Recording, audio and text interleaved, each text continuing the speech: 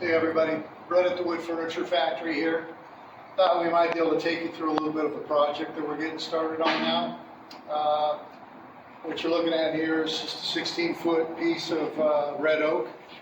We had a particular customer that wanted us to build an entire bookcase library in solid, which is something we don't do a lot because of the cost involved, because we can't get boards wide enough for most components, so every board has to be cross-cut and then glued up, machined, so it just adds a lot of the cost. But this customer is willing to do it, so thought we'd take you on the journey with us.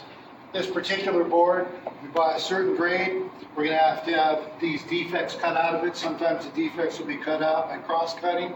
Sometimes it'll be taken out by cutting it lengthwise. So anyway, this is what we're going to start with, and we'll catch up when we're doing some of the cutting on it.